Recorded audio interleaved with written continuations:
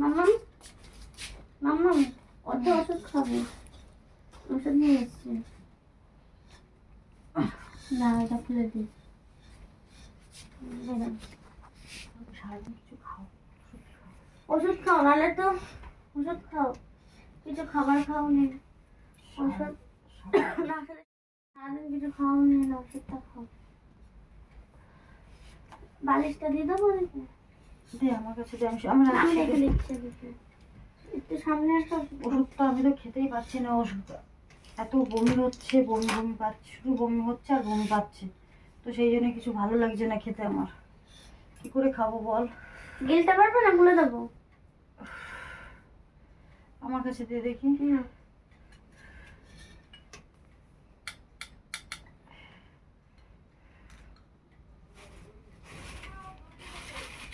আরে ওষুধ আছে, এগুলোও খেতে হবে। এটা রেখে দিই, এটা খাওয়া হয়ে গেছে। ওষুধ তো খেতেই পাচ্ছি না, আমার এই জলে একটা যন্ত্রণা করছে। এই ওষুধগুলো খেতে হবে, চলো খাবে, খাওয়ার পর এগুলো খাবে।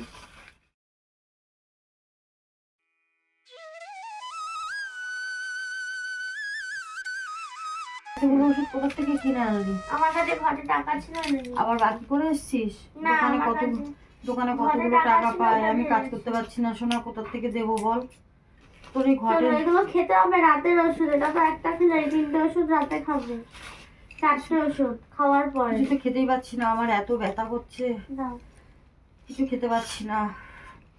আসো খেয়ে নেবে এই ওষুধগুলো খাওয়ার পর। কি খাবে, মুড়ি এতগুলো খাবে? ওষুধ কতগুলো টাকা, মুড়ি তো খেতে পারবো না।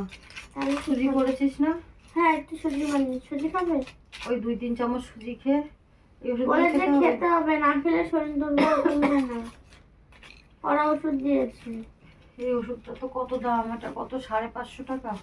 হ্যাঁ, 539 টাকা। এই ওষুধটার দাম কত? 539 টাকা। হুম। এতগুলো কটা টাকা ছিল, সব টাকা দিয়ে ওষুধ নিয়ে এসছিস? হুম। কেন নিয়ে আসলি আগে ওষুধ? তুমি সুস্থ হও, তোর বই কেনা হয়নি, ওগুলো এমনিতে খাবে। এসেছিস, তার মধ্যে কেন নিয়ে আসলি ওষুধটা? আসো সুজি খাও, আর তারপর এটা খেয়ে নাও। আসো, জ্বর আছে তো, রাতে একটা জ্বরের ওষুধ খাবে।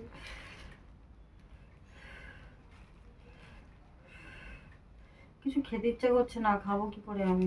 ওষুধ খেতে হবে তো। তুইও তো কিছু খাসনি সোনা, তুই কিছু খেয়ে নে বাবা। পরে খাচ্ছি। কিছু খেয়ে নে, তুই কিছু পরে খাসনি খাবো। বাবা, কিছু খাওনি তুমি, তুমি কিছু খাওনি তাড়াতাড়ি ঠিক সোনা, হয়ে যাবে। তুমি কিছু খাওনি সোনা। তাড়াতাড়ি ঠিক হয়ে যাবে। এতগুলো ঘরের পয়সা, ওষুধ এনেছি না, ঠিক ঘরে হয়ে টাকা যাবে। ছিল, সেটা দিয়ে তুমি ওষুধ নিয়ে এসছো? হুম। কেন ওষুধ নিয়ে আসলে? তুমি তাড়াতাড়ি ঠিক হয়ে যাও। আমি তো ঠিকই হতে পারছি না, সুস্থই হতে পারছি না।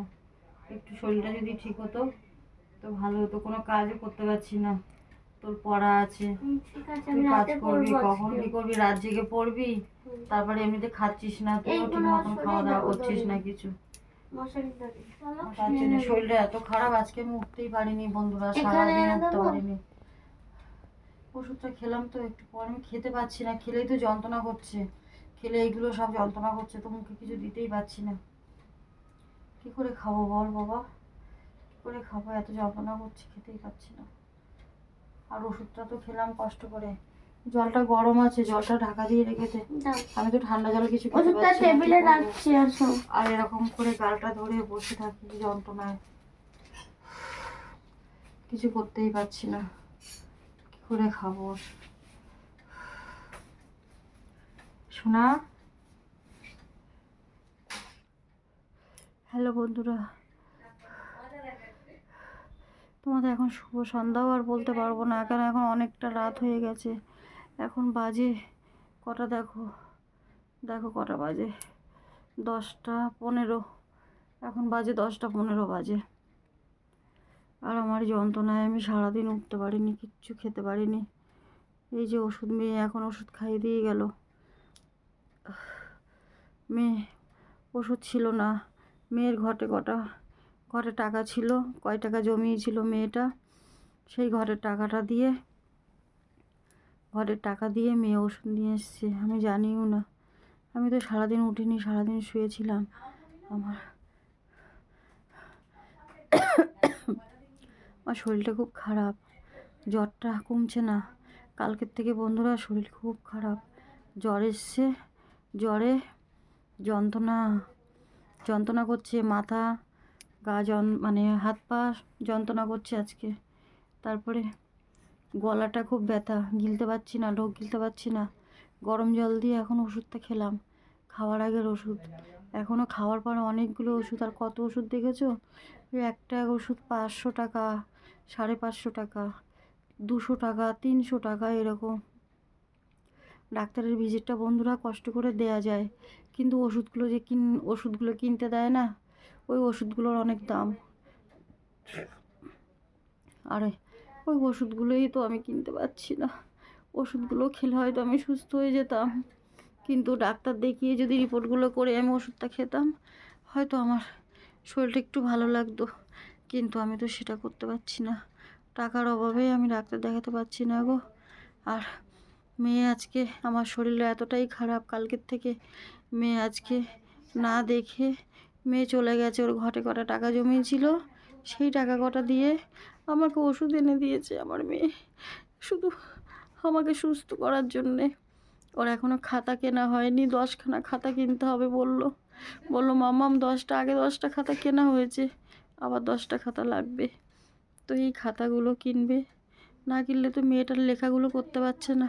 আর যারা নিট দাও তারা জানো, তোমাদের ঘরের যদি বন্ধুরা ছেলে মেয়ে থাকে তোমরাও তো জানো নিটের কত খরচা, জয়েন্টের বসবে যে,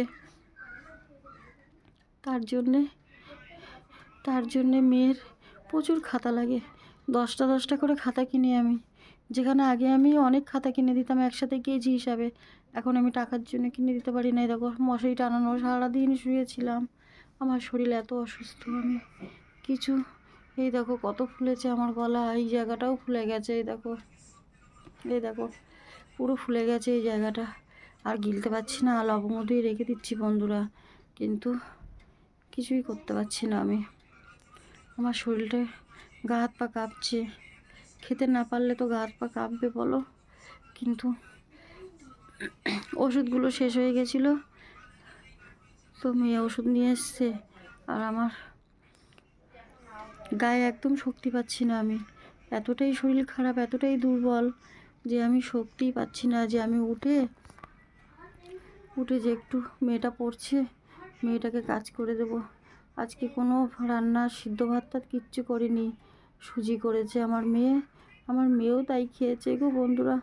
আমার মেয়ে খুব লক্ষ্মী, আমার মেয়েও কোনো রকমের সুজি আমি খাই, মেয়েও তাই খেয়ে নেয়। ও তো রান্না করতে পারে না, বলে করতে যাব, আমি বলি না গ্যাসের কাছে যাস না, কোনো দিন তো দিইনি করতে।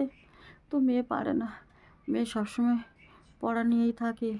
এখন আমার শরীরটা এতটা অসুস্থ, তাই আমার মেয়ে আজকে 1 মাসের উপরে হয়ে গেল আমি অসুস্থ। আজকে এই 1 মাসের উপরে কিছুদিন ধরে আমার মেয়ে টুকটুক করে একটু রান্না, সিদ্ধ ভাত, কোনো সময় কিছু ভাজা, এইগুলো করে। আর এই 2-3 দিন ধরে তো আমার বাড়িতে আমি ভাতই রান্না করি না, কারণ মেয়েও খেতে খায় না, আমি খাই না, মেয়েও খায় না। মেয়েকে বকেছি, মানে আমি যে ওকে বকবো সেইটুকু আমার শক্তি নেই, আমি বকতেও পারছি না। বলছে মাম্মাম তুমি কথা বলো না। এবার কি করব বন্ধুরা বলো, শরীর এতটা খারাপ, এত দুর্বল, আমি তো ডাক্তার কাছেও যেতে পারছি না, কারণ আমার গায়ে শক্তি নেই, আমি জার্নি করতে পারছি না যে ডাক্তার কাছে যাব। আর আমাদের এই আশেপাশে আওয়াজ আসে, রাত হয়েছে কিন্তু অনেক, তবু চারপাশে আওয়াজ আসে। যেহেতু আমার শ্বশুরবাড়িতেই থাকি আমি, জয়েন্ট ফ্যামিলি ছিল, এখন তো আমাদের আলাদা করে দিয়েছে। আর আমার মেয়ে পড়তে বসেছে, এই যে আমাকে ওষুধ খাইয়ে দিয়ে গেল, দিয়ে পড়তে বসেছে, সারা রাত আমার মেয়ে পড়বে। আর আমি রাতে মশারির মধ্যে বসে থাকি, কোনো সময় ওইখানে গিয়ে বসে থাকি, আর আমার মেয়ে মশারির মধ্যে বসেই পড়ে, মশা কামড়ায়, আমি বলি এখানে বসে পড়, আমি কানে শুনতে পাবো, তুই পড়। আমি তো ঘুমাই না, সারা রাত আমি ঘুমাতে পারি না যন্ত্রণাতে। আর এই জন্যই বন্ধুরা আমার শরীর আরও বেশি খারাপ হচ্ছে, আর খুব কষ্ট হচ্ছে গো বন্ধুরা। তোমরাই তো আমার তোমরা প্রার্থনা করো আমার জন্যে। আমি শুনে আমি যখন এই যে রিপ্লাই কি ভুল বলছি, তোমাদের কমেন্টগুলো যখন দেখি না, যে তোমরা বলছো দিদিভাই বোন তোমার জন্য প্রার্থনা করছি, আমার শুনে রিপ্লাইগুলো তোমাদের করি আর কমেন্টগুলো পড়ি, আমার মনটা আর বুকটা এতটা শান্তি হয় কি বলবো তোমাদের। আমার সন্তোষীমার দিব্যি, আমার থেকে শান্তি মনে আর কেউ পায় না। তখন মনে হয় আমি মনে হয় সব থেকে সুখী, তোমাদেরকে পেয়েছি পাশে, তোমরা আমাকে এত সাপোর্ট করছো, আমার পাশে আছো। তো বন্ধুরা, তোমরা যে যেখানেই আছো সবাইকে বলছি, আমার যারা ফ্যামিলিতে আছো তোমরা আমার জন্য একটু প্রার্থনা করো, আমি যেন সুস্থ হয়ে আগের মতন কাজে বেরোতে পারি, আমার মেয়েটা একটু পড়াশোনা করতে পারে, আমি যেন একটু সুস্থ হয়ে যেতে পারি। আমার শরীরটা খুব খারাপও, যত দিন যাচ্ছে আমার শরীর এত খারাপ হয়ে যাচ্ছে। আমি এই দেখো পর্দাটা দেওয়া রয়েছে, কারণ মেয়ে যেই দেখবে আমি কান্নাকাটি করছি ভিডিওতে, আমাকে এসে আমার মেয়ে আমাকে এসে চোখের জল মুছে দেয়, আমাকে কত আদর করে গেল দেখেছো, আমাকে আমার মেয়ে এসে হাম দিয়ে গেল, বলছে মাম্মা তুমি সুস্থ হয়ে যাবে, চিন্তা করো না, তুমি ওষুধটা খাও। আমি তো গিলতে পারি না, চামচে করে একটু জল আর একটু ওষুধটা দিই ওর মধ্যে, দিয়ে তারপরে খাই গো। আমার এত কষ্ট হয়, তো মেয়ের সামনে বলি না কিছু, কিন্তু যখন আমি আর উঠতেই পারি না, আমার মেয়ে বুঝে যায় যে আমার মার শরীরটা আজকে খুব খারাপ। আমার ওইটুখানি মেয়ে আমাকে চান করিয়ে দেয়, আমার জামা কাপড় ধুয়ে দেয়, তারপরে টুকটুক করে ঘরের কাজ করে, পুজো দেয়, তারপরে আবার ওর পড়া থাকে, সারা রাত পড়ে, সারাদিন পড়ে, আর মেয়েটা কাজ করে, আমি যে কিচ্ছু করতে পারছি না, আমার যে কত কষ্ট হচ্ছে সেটা আমি একমাত্র বুঝি।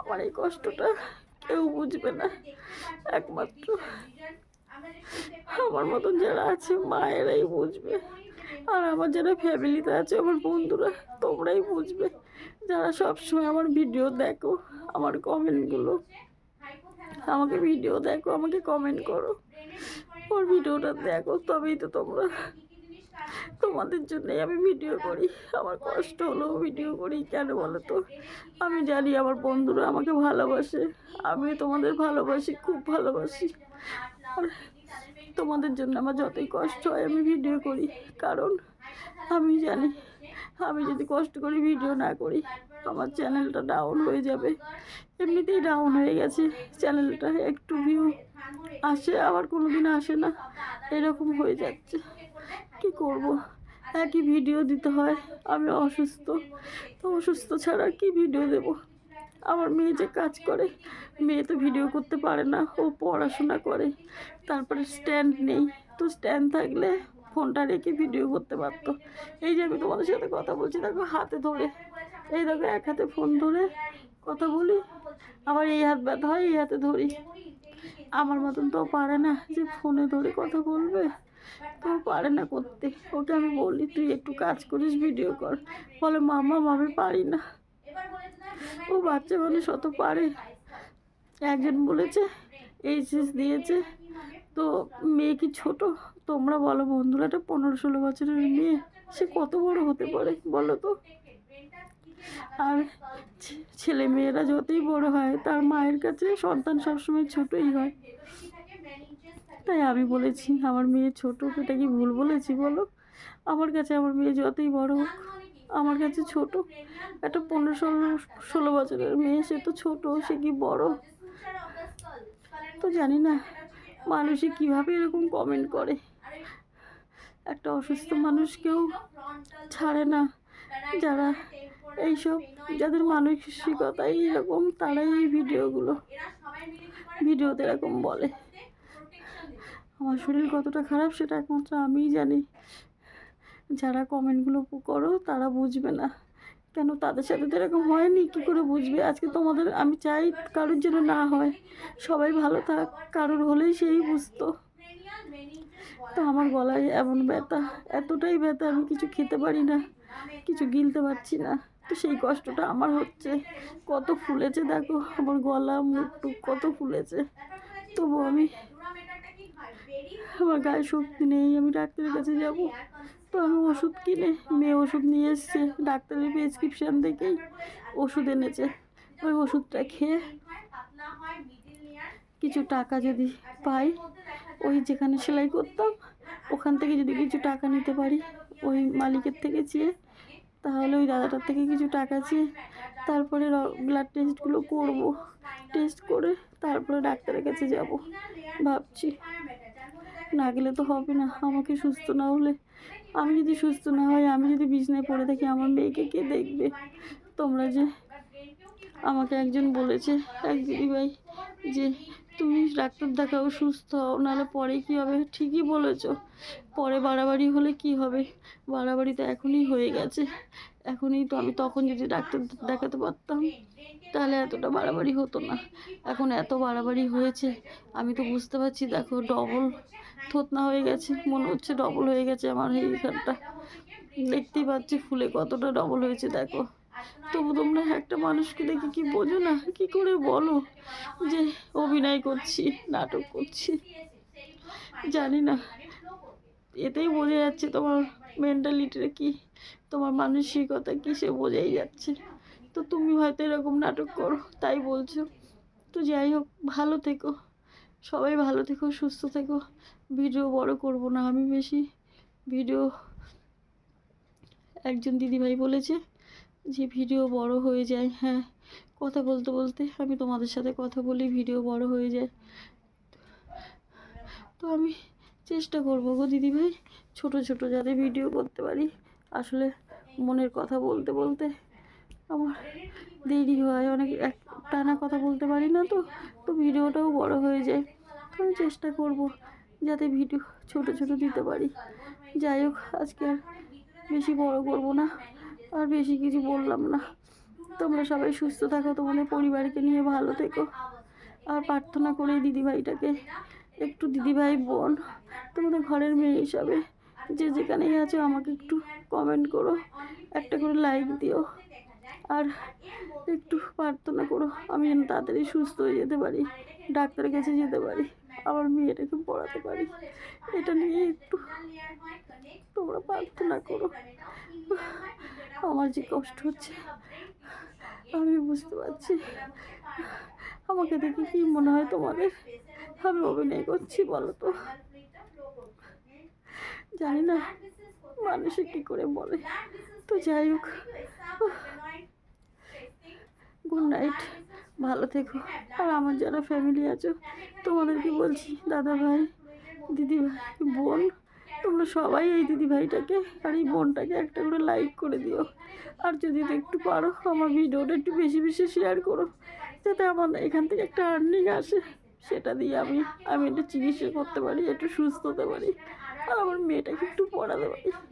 এটার জন্যই বলছি, একটু করো, এই দিদিভাইটাকে একটু সাপোর্ট করো। তোমরা একটু দিদিভাইটার পাশে থাকো আর একটু সাপোর্ট করো, এটাই তোমাদের বলার।